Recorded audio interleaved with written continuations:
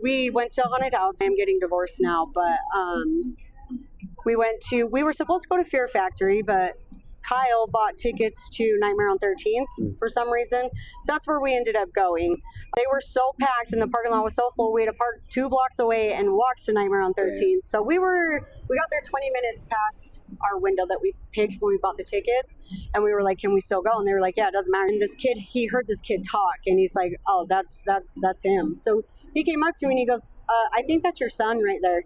And I was like, there's no fucking way. It's 9 o'clock on a Friday night. And I tap Kyle and I'm like, Kyle. He's like, what? And I'm like, I think that's Isaiah.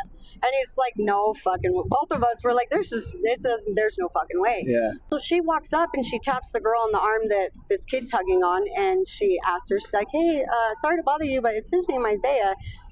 And she's like, yeah, it is. So she turned and she smiled from ear to ear. And I was like, my heart fucking sunk. So literally, in a world that's like, how many people live in Utah? Yeah. And this place was like so packed. We had to park 2 blocks away. We were 20 minutes late. We had to go to the back of the line, and my son ends up being 3 people in front of us in line. Like, that is awesome.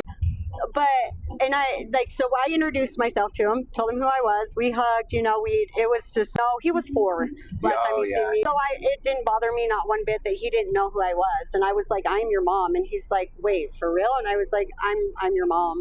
And he's like, oh my God. And he hugged me. I cried. He cried. We hugged for a minute. But thinking that night on the way home from that ride, like, where would I have been if I didn't choose to stay sober? But to be able to be present in that moment, at that spot, at that time, was just, it was not only like the universe working in my favor, but it was just the universe reminding me that I'm doing what I'm supposed to be doing. Yeah. You know what I mean? And I'm sure, I don't want to speak for you, but I'm sure in that moment, like, everything up to that point kind of went away. Oh, yeah. There was no sadness. There was no, like, in that moment, I was like, oh my God, it's been 10 years. It was 10 and a half years since I'd seen my son in person.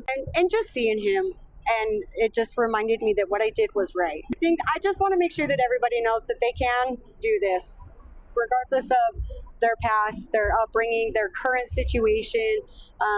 This life is capable for everybody. Anybody could have this life, but this life is possible for anybody out there.